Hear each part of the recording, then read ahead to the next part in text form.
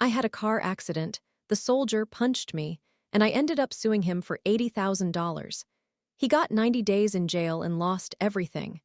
I was employed as a civilian with the United States military overseas, residing off base in an apartment complex frequented by military personnel. One morning, I unintentionally struck another service member's vehicle. Upon exiting my car, I observed that both of our vehicles could best be described as beaters. A beater refers to an old automobile that has seen better days, typically circulating amongst service members and generally valued between $1,000 and $2,000. I also realized that I was responsible for the collision. It was a minor incident. His rear bumper had a slight dent, yet I could still hear both engines running. I approached the driver, who had already exited his car and was in uniform.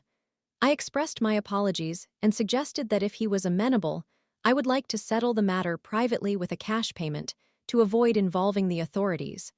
I wanted to simplify the situation. To be candid, given the minor nature of the accident, I genuinely anticipated he would respond with, "No worries, it's fine." However, I would have offered him some compensation even if he requested it. I have always believed that if you experience a minor accident and can find mutually agreeable terms without involving insurance or law enforcement, it is preferable. He informed me that he wished to contact the police. I suggested that we could either call the police or I could drive onto the base with him and offer him $300. He replied that amount was insufficient, prompting me to increase my offer to $500. Out of nowhere, he punched me in the face. It was a surprise attack. He then got into his vehicle and sped away, nearly hitting me in the process. Fortunately, I had a black box in my car that recorded the entire incident. I proceeded to the Provost Marshal's office on base, which functions as the police station, to report the accident and the assault, providing them with the footage. They utilized his license plate to locate him. I was also asked if I wanted to involve local authorities or press criminal charges off base. Frankly, I believed the soldier would learn from this experience if I allowed the Uniform Code of Military Justice to address the matter, so I declined to pursue further action at that time. I was informed that it remained an option. Ultimately, the soldier received 60 days of extra duty, a reduction in rank, and forfeited a portion of his salary. Essentially, if he had effectively addressed the situation, this could have been the end of the matter. Honestly, I thought our little ordeal was concluded. However, a few days after his punishment was assigned, while I was shopping at the commissary, the soldier who assaulted me spotted me and began hurling insults. I advised him to calm down and suggested he should have learned his lesson. He responded by calling me a coward who did not know how to take a hit. I reminded him that I had refrained from ruining his life. He insisted he had already faced consequences and warned that I could not confront him again. He left me alone. An employee from the store witnessed the entire exchange, and I gathered the employee's details and reported the incident to his command. His commander informed me that the soldier was mandated to avoid any interaction with me and assured me action would be taken. Additionally, his commander recommended that I involve the local authorities, as it was evident that this soldier was not learning his lesson. Consequently, I contacted an attorney.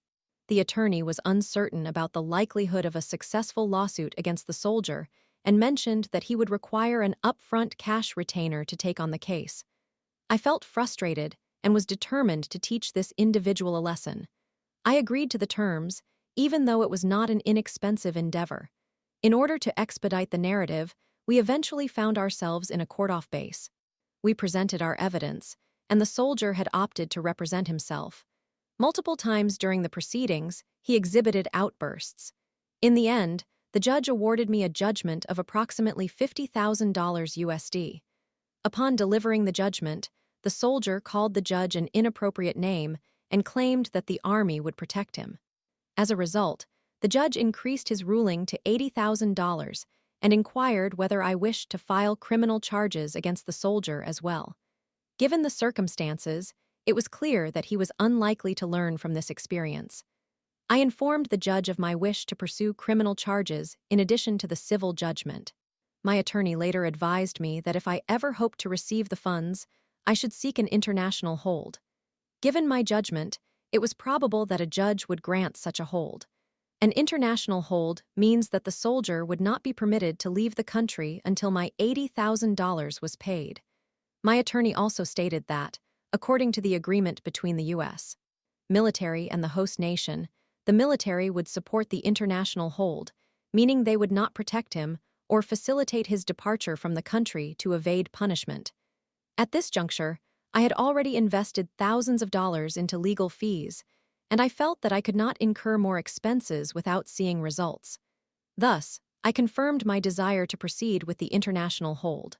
About a month later, the international hold was approved, and the U.S. military was notified.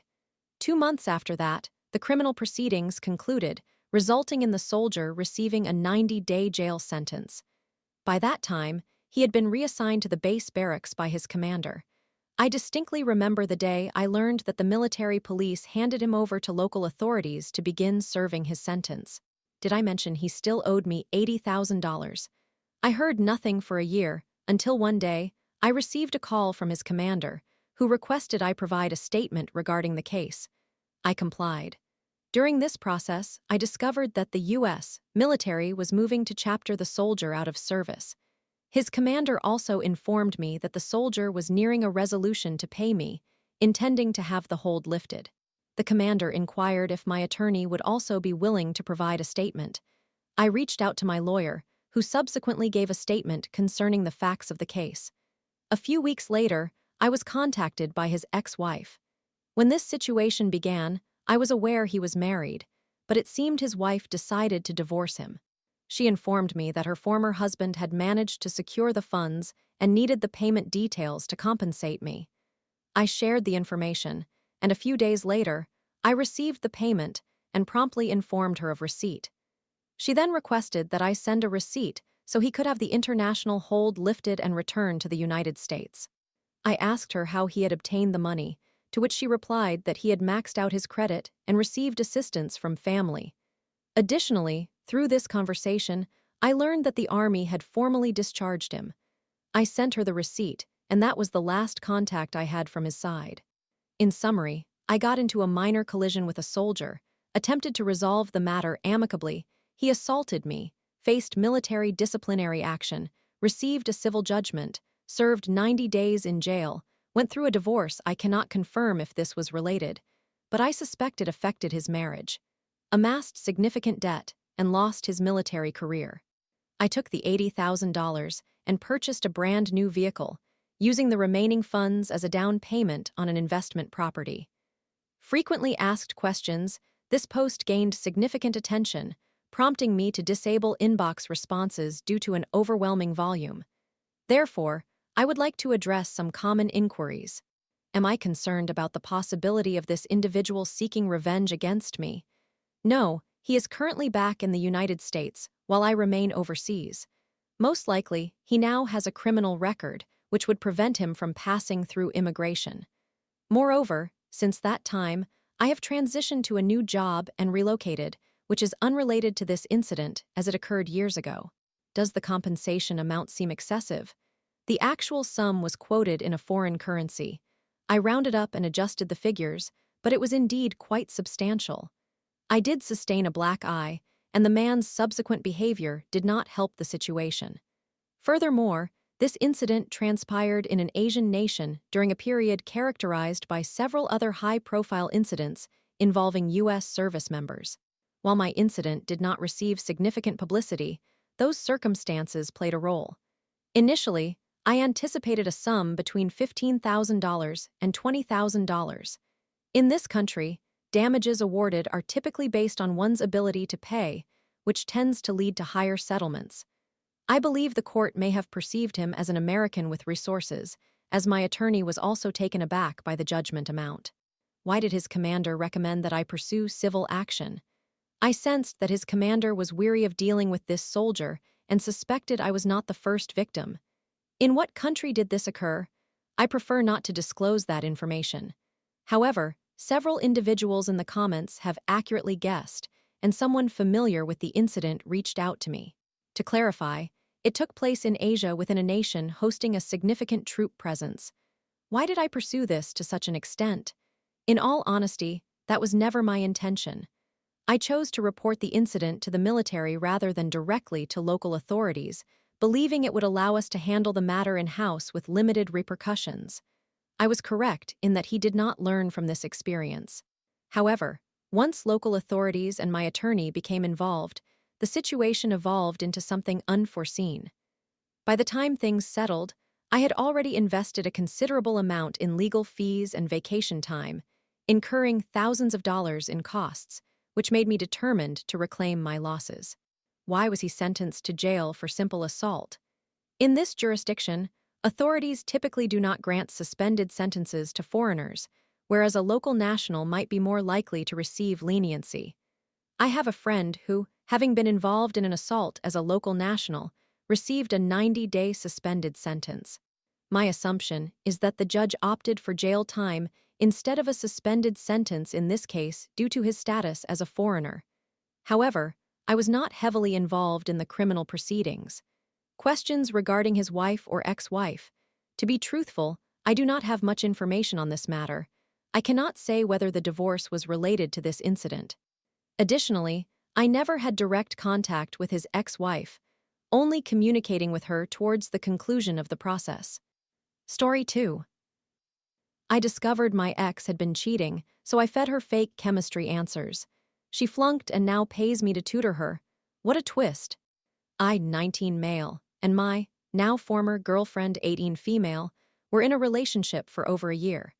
We attended the same class during middle school and high school, and what started as a 2-year friendship eventually blossomed into a romantic relationship, as you can imagine. We were content together, at least that is what I believed, since December 2019.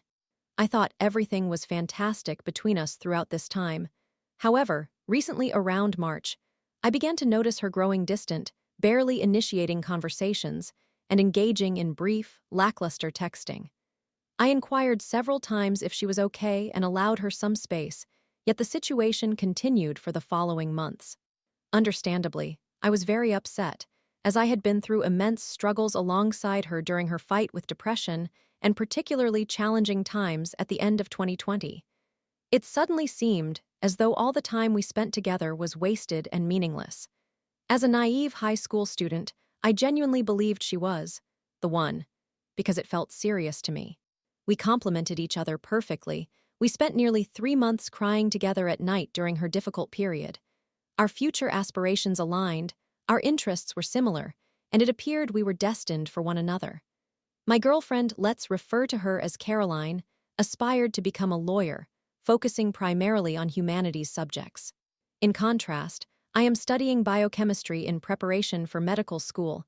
I apologize if this seems confusing or different. We reside in Europe. She was required to enroll in at least one science course to graduate. Options included physics, biology, chemistry, or psychology.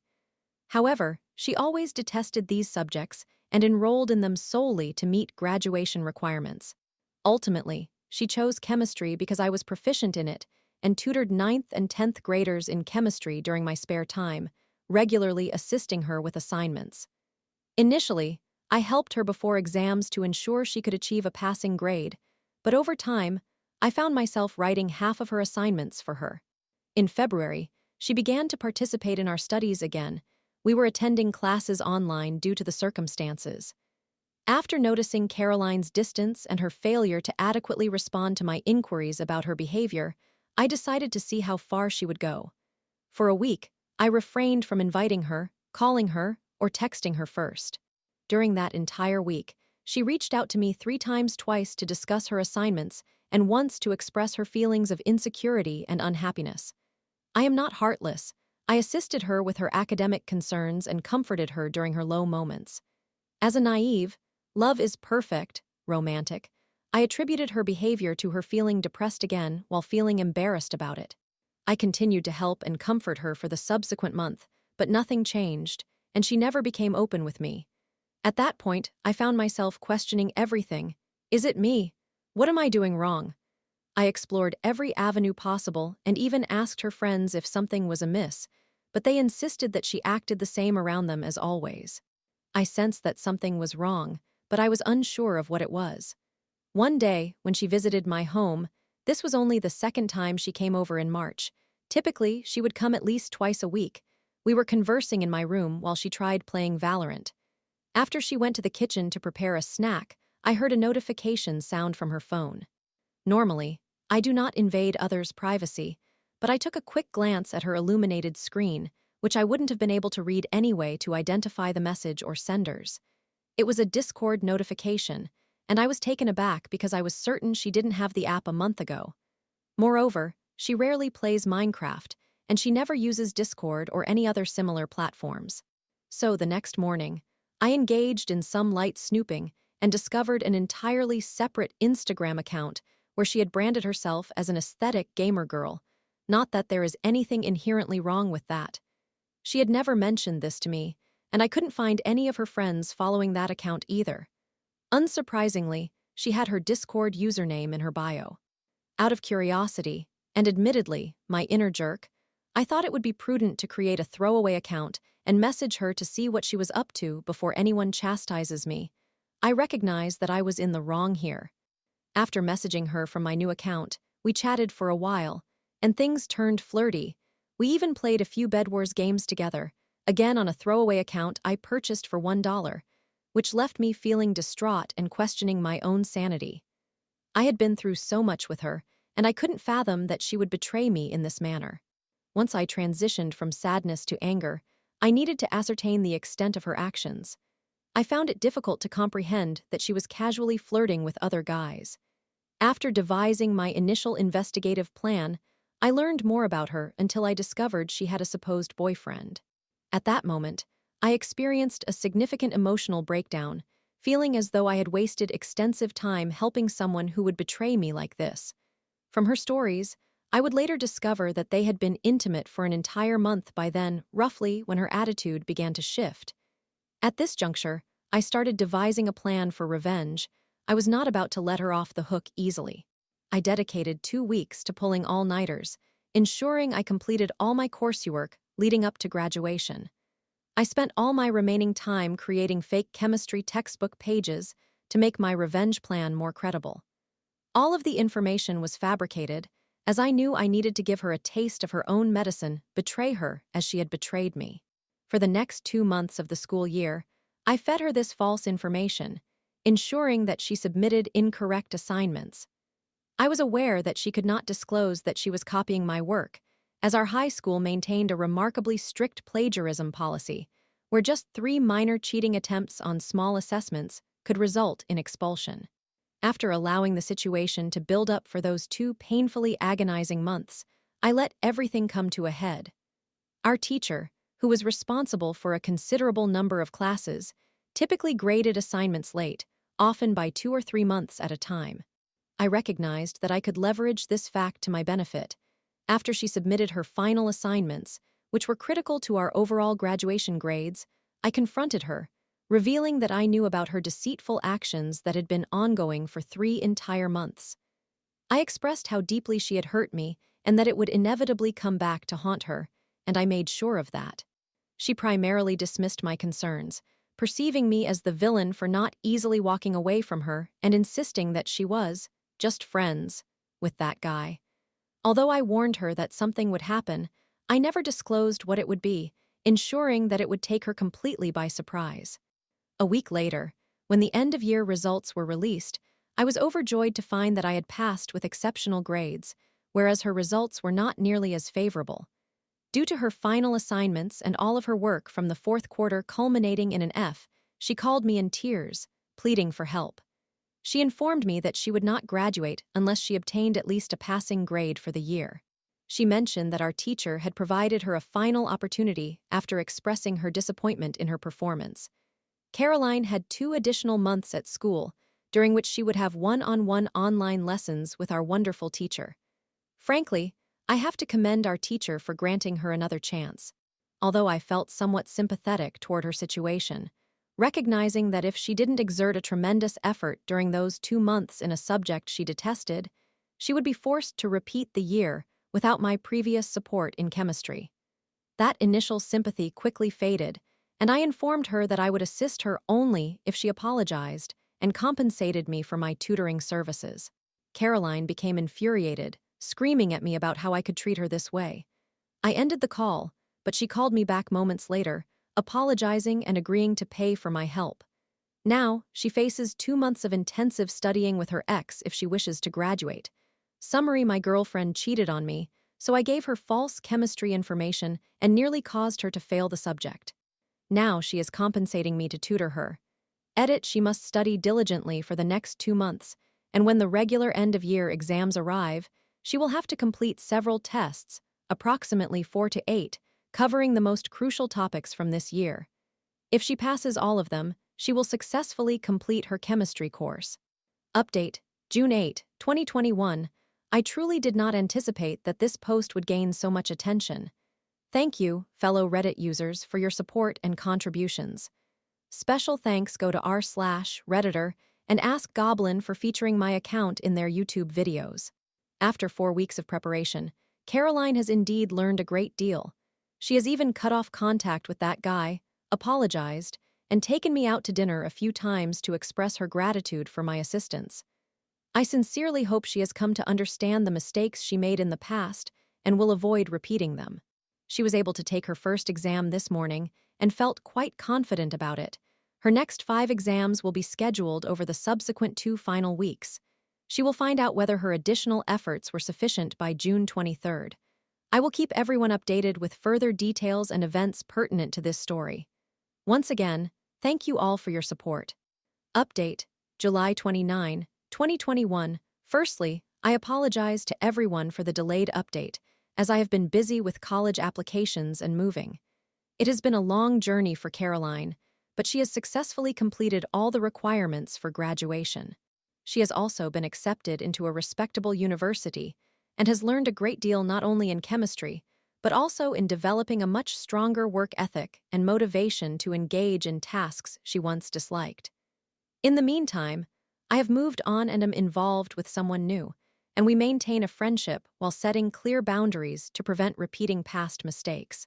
I am genuinely pleased with how things have turned out, as I have been accepted to my first choice medical college. I moved out approximately 2 weeks ago and am residing in the same city as before, since it is a major European city with excellent universities. Caroline's college is located in a different country, and she will be relocating tomorrow. We met today to say our goodbyes, but we plan to keep in touch, albeit only as friends. Story 3. I got pregnant, had a rough delivery, plus my ex freaked out in the delivery room. Now I don't trust him around my son at all. Prepare yourself for a lengthy read. I, 19, female, was with the father of my son, 12 months, male, whom we will refer to as Ben for 1 year, and we had known each other casually for 4 years. I will call him Jerry. I became pregnant 2 years ago in 2023 and gave birth to Ben last year in 2024. Here is a bit of background. When Jerry and I first met, I was 15 and he was 19. We connected at work, but our conversations were limited until Jerry began reaching out to me. A few months later, I admitted that I had developed feelings for him. He reciprocated, but insisted that we wait until I was at least 17 before pursuing anything further. Fast forward to 4 months after my 17th birthday and 1 month after his 21st, he contacted me through social media and asked to meet, which I agreed to. We smoked a little and started seeing each other every night. Eventually, we became intimate and officially began dating. Our relationship was not very healthy. He cheated frequently, but in my youthful naivety, I convinced myself that I could change him, so I stayed until I could no longer endure it. One evening, Jerry attended a gathering with his friends, and his phone was dead for 14 hours from 1 p.m. to 3:30 a.m. I texted him at midnight, instructing him not to contact me when he returned, and then I blocked him. 6 weeks later, I discovered that I was 3 months pregnant with Ben and panicked, so I reconciled with him my biggest mistake. Initially, Jerry appeared thrilled and excited. However, about a month later, he began claiming that Ben was not his and demanded a DNA test, which I understood. I thought that if I were a man and a woman returned to me pregnant, I would have doubts as well. But then, Jerry's behavior turned aggressive, masked as jokes and accidents. At 4 months pregnant, he jumped on my stomach with his knees, declaring it an at-home abortion, while laughing. Naturally, this angered me, and I rushed to the doctor. He would only come over around midnight and leave by 7 a.m. When I would call him during the day, seeking help or expressing discomfort, he would tell me to get off the phone and labeled me as annoying. I convinced myself that my pregnancy hormones were making me overly sensitive and that I was truly annoying him. Occasionally, his phone would be off for more than 15 hours, and he would claim it had died because he was asleep. I made excuses for him, as I was young and frightened, unsure of what I would do alone with a child. I stayed in the hope that he would change when Ben arrived. Yes, I now realize how naive that was. He forced me to delete all social media accounts and demanded unlimited access to my phone. If I missed a call or text, it would lead to a confrontation. But when I asked for the same from him, he would explode, insisting that, "What I do is none of your business," and stating, "I'm not going to let you control me." Fast forward to my labor. It was very painful, but it lasted only 5-6 hours, so I felt fortunate compared to other women. Jerry, who was present, offered no support.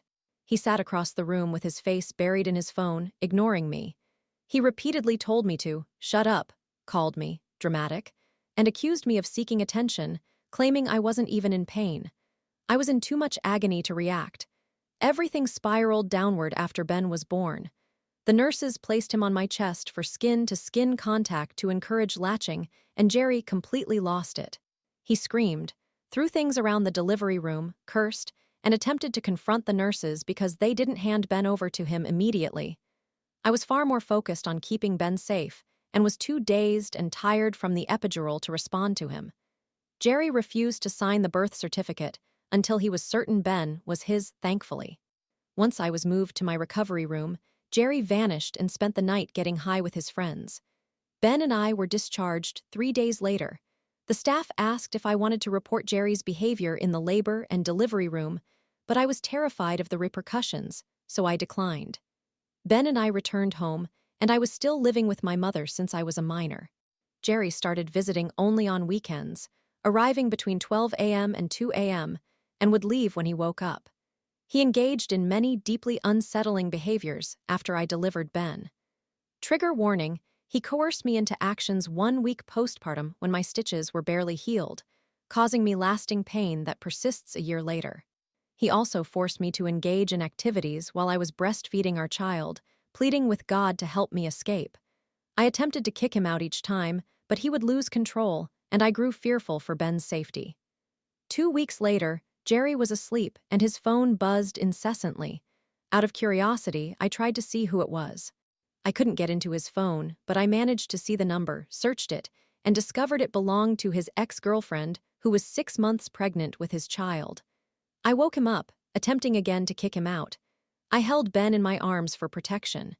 Jerry screamed inches from my face, throwing objects around the room, directing them towards Ben's crib and at me, all while I shielded Ben as best I could. He left around 5 a.m. 3 days later, he appeared unannounced, begging to talk. Jerry was aware of where I lived, which made it difficult to leave or obtain a restraining order since everything occurred face to face. 2 months later, I decided to leave the city with Ben and return to my hometown. I reconnected with an old friend from 6 years back, whom I will call Alan. Alan and I began spending significant time together. He cared for Ben and treated him as if he were his own, aiding in my healing journey. We formed a romantic relationship with the understanding that I would remain celibate. Alan agreed and was understanding. For 6 months, Jerry did not attempt to contact me, and when he finally did, it was only because his mother insisted. He is a major mama's boy, which I should mention. We will refer to her as Jenna. Jenna knew about all Jerry's actions but made excuses for him, as did his entire family and most of his close friends. Eventually, I decided to allow Jerry to see Ben only under supervision at my mother's place, ensuring Jerry and Jenna wouldn't know my location. When Jerry arrived with Jenna, he reeked of drugs and appeared to be heavily intoxicated. Ben was frightened of him since he did not recognize him. Jerry picked Ben up and attempted to kiss him, prompting me to intervene. I explained that Jerry hadn't been around and that there was a severe RSV outbreak. Jenna disregarded my concerns, insisting, "Oh, it's fine." Ben was clearly distressed, screaming so intensely that his face turned blue, causing me to leap up and try to take him from Jerry, but Jenna blocked me. I dislike causing scenes in front of Ben, so I firmly said, "Give me my child." Jenna claimed she just wanted one picture of Jerry and Ben and hastily took it. Alan was nearby, and as Jenna stepped in my way, he moved closer to be ready in case the situation escalated. Ben calls Alan Daddy, a term he has used since he began talking. In his distress, Ben looked at Alan and reached out for him, repeatedly shouting, "Daddy," which visibly displeased Jerry. After snapping their photograph, Jerry and Jenna left. This entire episode unfolded within a mere 4 minutes. They were present for only 4 minutes, took one picture, and departed. Jerry and Jenna continue to try to reach me, but I do not permit them near Ben anymore. They threaten legal action, but they have been doing so since I left the city. I apologize for the length of this message. I attempted to condense it significantly, yet it is still quite lengthy. I would like to know if I am genuinely in the wrong and what steps I should take should they choose to pursue legal action. I am fearful of allowing Jerry around Ben, especially without me or Alan present.